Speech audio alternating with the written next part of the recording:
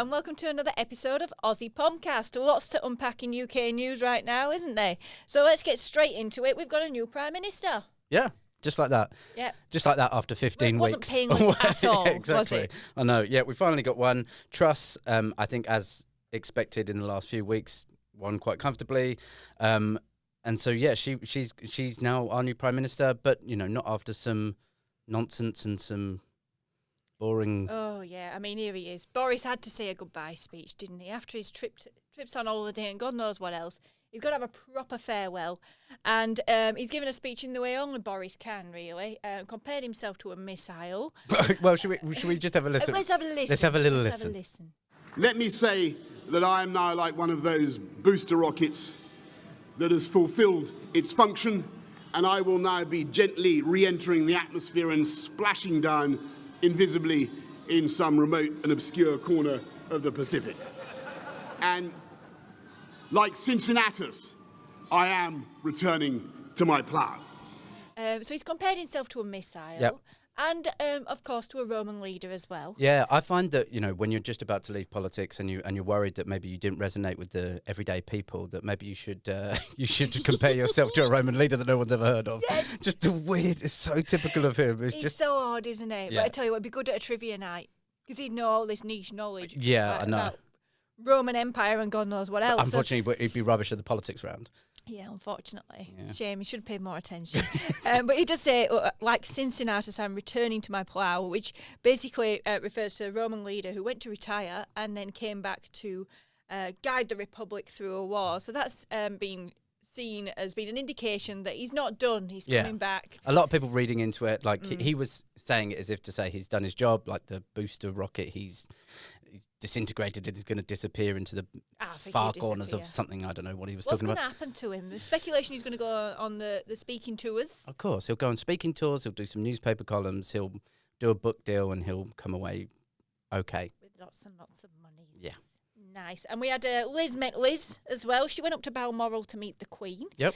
Yeah, look, I mean, the Queen's formally received the new Prime Minister, as it happens, up at Balmoral because, not because she couldn't be asked going down to London, but because she's been very sick, as we all know. Maybe it's because she couldn't. Maybe, I mean, to be honest, who could Can't be blame her? bothered. We've discussed this before. I mean, who blames if she can't be asked at her Look, age? honestly, the way we're churning out Prime Ministers, next time she's just going to be in the Bahamas, isn't she? You come to bothering. me. It's like weddings. Like, what point do you go, I'm not coming to your next one? Yeah, Like, you think she's gone?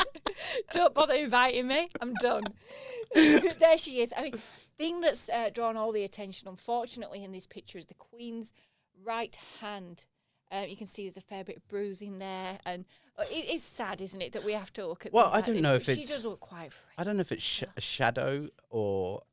I mean, it possibly is bruising, but I mean, at 96, you know, there's likelihood that she's going to cop a bruise here or there. Like, I thought you were going to say more than that, but you know, she better not soon. 96. Why do you have to bring it up every she's week? She's got a stick as well. Look, I mean, she's clearly getting on a bit. But look, she now, looks great. I think she looks happy, and I mean, I don't know if she's getting smaller.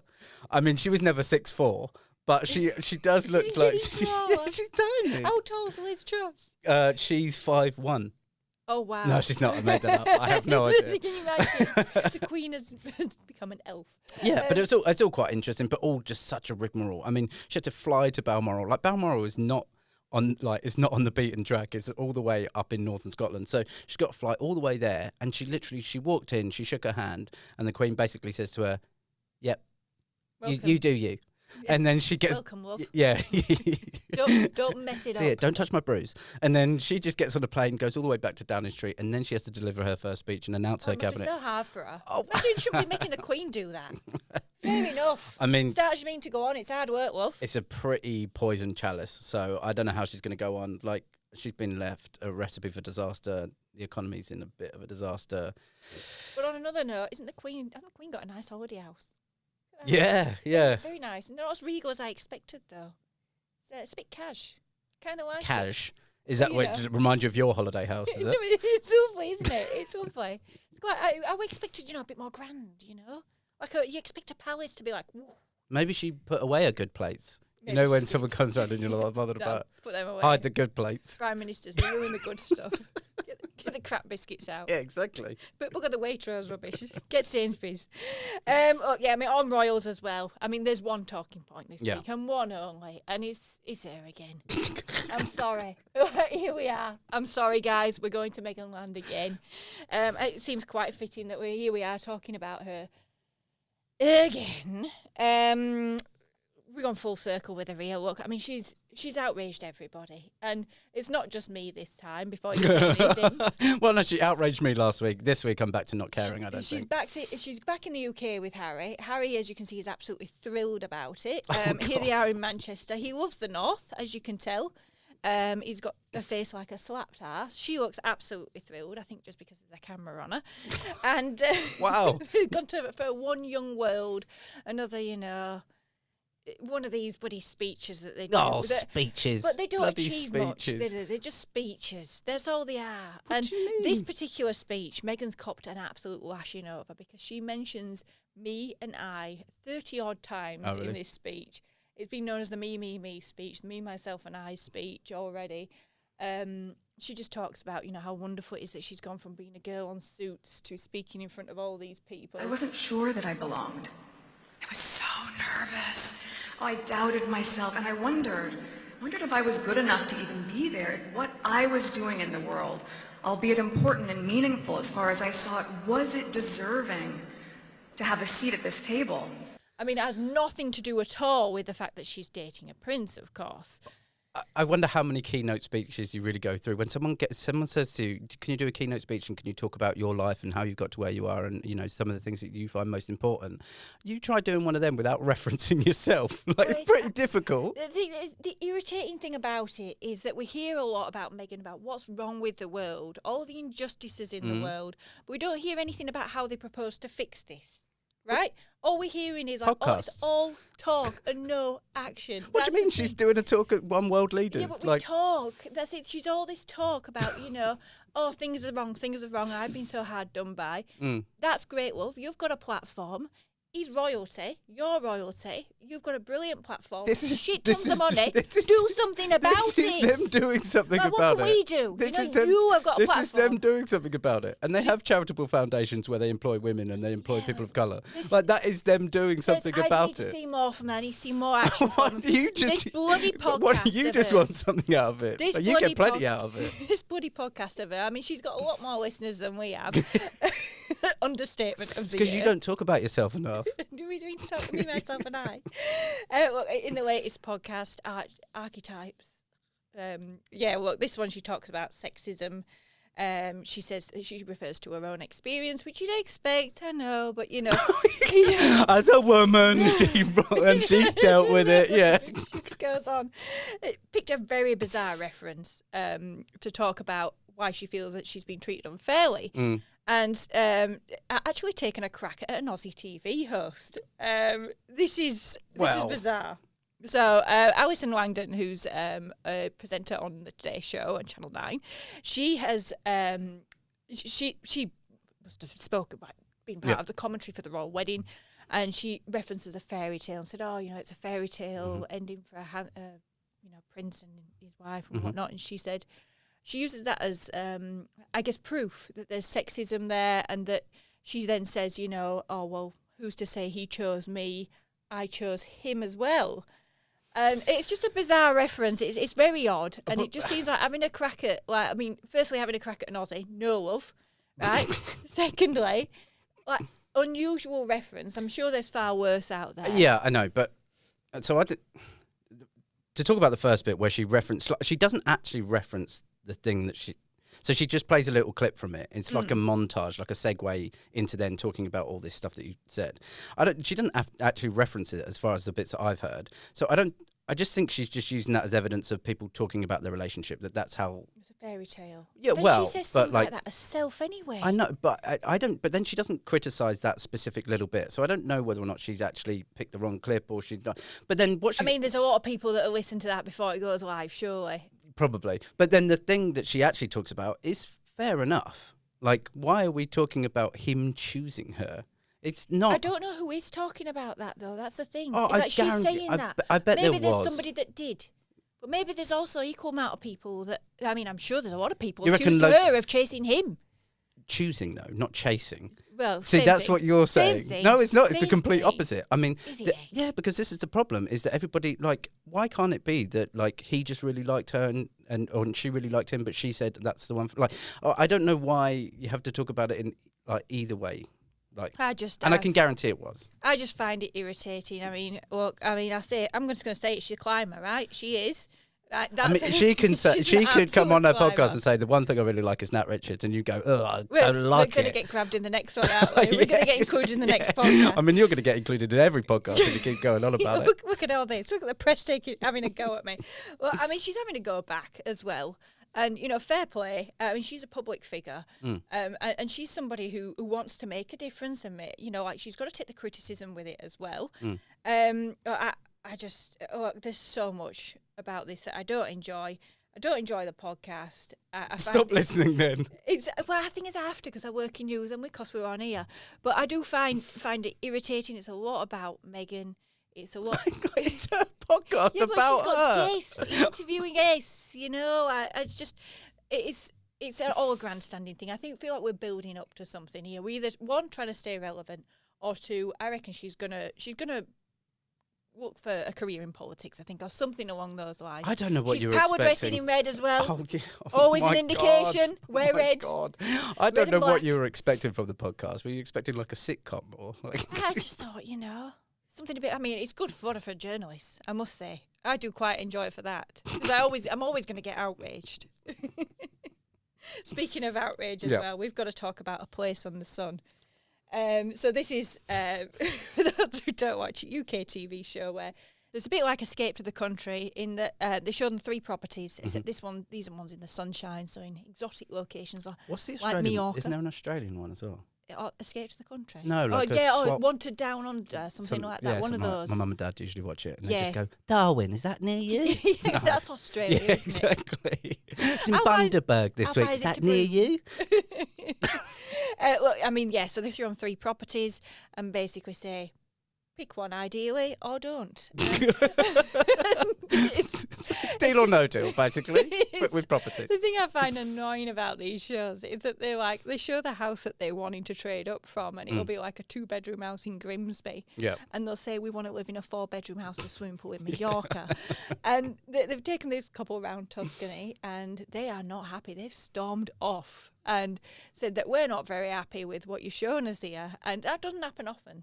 They're normally British people, very polite, very diplomatic. No, it's not for us, but it's a beautiful property. And, I think we did prefer house number 2, but I'd much rather see someone storm off on these. From the ones that I've ever watched, basically what happens is they go round 3, they go, oh, it's very nice, we like this bit about it, but not so much this bit. And then at the end it goes, 12 months later, they still haven't moved. What's the point in any of this? Who goes on these shows? Who goes on them? Like, I'm sorry, but Meghan would go on it, wouldn't she? She would. Talk about herself, look at a new show her $16 million house. mansion in California. Couldn't afford that one. Yeah, too many palm trees. Interlocking one. Look, I mean, I find it irritating because I reckon these people, right, they either go on there to say, I've got this much money, look at the fancy houses I can buy. Right. Or they're just actually genuinely looking for some property. If you're looking for a house, why would you go to the effort to go on a TV show? Just contact a real estate agent and be over with. Because you get probably free flights there and back. For the Place in the Sun, Escape to the Country. What? Free transport? Free transport into Surrey. Yeah, I know. Cost of living these days, that could be a fair bit, man. Exactly. Could be a fair bit. Let's watch the footage. It's really remote, and that's my side of location. the location is a little bit of an issue. We don't mind driving to some communities, shops, that's fine, but it feels you come off some very remote roads, down remote track, into the woods, it just feels disconnected. Okay, so obviously this is where the heart and the head, one of them's going to win over. Do you want to keep looking around this one? I think we've probably drawn a line on this one. It's location. The house is lovely, but it's location, so I think it will be a no. So there we go. I mean, you're not going... Not quite the storm off that I was expecting. It's still, cost of living these days, they're not going to be too happy. And we'll go cost of living as well. Let's talk about Primark. Put their prices up. This is horrendous. This is an absolute outrage. I don't care about this. When Primark puts its prices up, shit's got real. What do you mean? Everywhere has put their prices up. That's what Primark happens. has put its prices up. Yes, because they all have put their What, prices up. 12 to 14 quid. I know. That's an absolute outrage. God. Absolute outrage. £2 increase. I'm not saying that those increases don't hurt people. Of course they do, and it means Especially like people who go to Primark are probably going to be people who are like, they're not loaded. They're not people who are like with a 500 grand budget on a place in the sun. No, They're not. They're not wearing I'm not saying Primark. they are. Look, obviously all price increases for whatever it is that you buy from wherever for anyone is going to hurt eventually. But seriously, like, I don't know why everybody's like, why has this become news? Stop being so diplomatic. But everybody else put their prices up, and no one cares. Stop being so diplomatic. When Primark puts its prices up, you know shit's got real.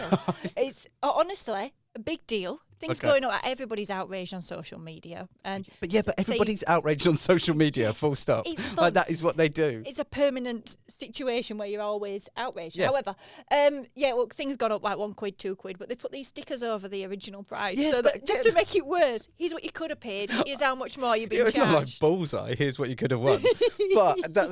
But that is what all retailers do, mainly, is just put a sticker over the top of a sticker. Like, that's not a new thing. Primark is known for being a budget clothing outlet, though. So when Primark's putting its prices up, you know things are difficult. But they haven't made them 50 quid.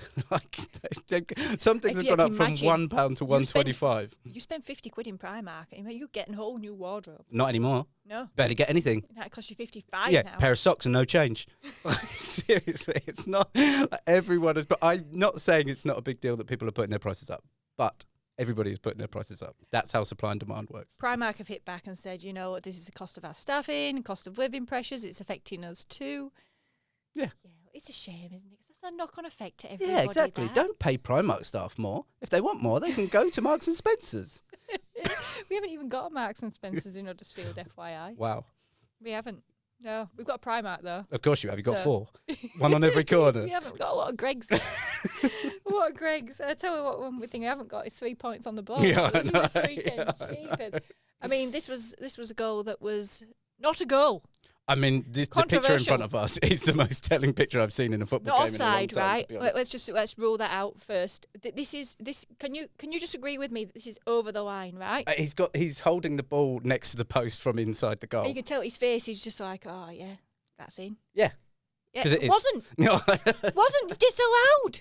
We lost the game. Well, it wasn't disallowed. So was it right that Hawkeye wasn't working, right? So or something? There was some sort of malfunction. we didn't get the goal, right? So Hawkeye has shat itself, basically. Okay, cool. So you know, the one time you want the technology to work and it doesn't, that's a key example. The ball wasn't being tracked at that stage. And just, you know, sod's law, none of the officials had a good eye of it either. So the goal didn't get allowed. And that was it. That's it. There's no appeal. The referee's decision's final. No judge. No judge. Yeah, the There judge. should be. The There judge. should be. yeah, We judge should is take this higher, guys. Guilty.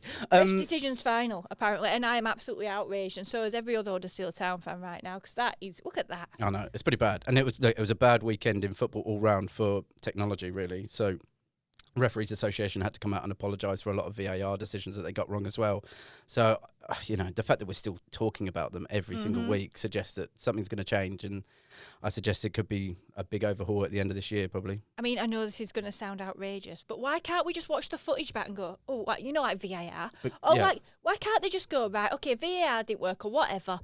Here, did someone record that on the phone? Or just ask people in the crowd. Oh, yeah.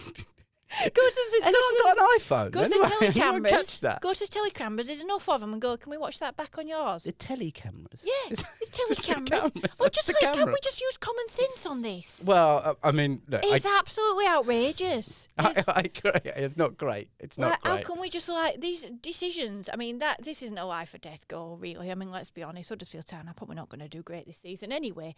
But if this was like the World Cup final, or this was Champions League final, a World Cup final where a goal that didn't go in got given. Yeah, right. I mean, I was happy with that one, but like, can you imagine if this was a high stakes game? And this is the thing, is we've got to avoid this in future. I think there needs to be a common sense way now that you look back at it, you know, after the fact and go after the game. Actually, it's 1-0. Or at half time. Call a 5-minute tea break or whatever. You can't do it then. That's mad. Or when you're doing substitutes, go, hang on, I'm just going to duck off and watch this. Whilst you do that, I'm going to have a look at this. Oh, we're definitely in. Yeah, right. exactly. Look, add another one to the yeah, tally, can you lads. change that? Yeah, that's mad. But you can tell I'm aggrieved by this. yeah. I'm not happy. I think it's fair enough that you're aggrieved about it, but move on with your life. And on that note, we are going to move on with our lives. Oh, very good. That was completely unintentional, but yeah, very good. Yeah, well, this is our final episode. Yeah. I guess a very long time, because I'm going off to... well, as you so delicately put it a couple of weeks ago. I'm up the duff. You're up the duff. I'm up the duff. Yeah, so- I am going to go and have the baby. Yeah. So I'm not going to be recording during labour because that will be traumatic for everyone. I'm actually not... And you're buggering off. Well, I'm actually not doing the show anymore because of creative differences. Yeah, could we say that? and Conscious and coupling. Yeah, and solo projects that I've got in the pipeline. I've got nothing in the Your pipeline. solo projects involve going back to England. Yeah, for a couple of weeks. Yeah. That's going to be lovely. I hope you have a wonderful time. Thank you very much. Yeah, I hope you have a non-traumatic baby birth. Bring me back some Percy pigs. Okay. On that bombshell, thanks very much to everybody who's listened and watched over the past few months, and we hope to see you again in some other capacity one day soon. And if you take note, there might be a sneaky extra one next week. Yeah, best bits. Best bits and worst bits. Just bits. Notable moments. Yeah. See you then. Thanks to our...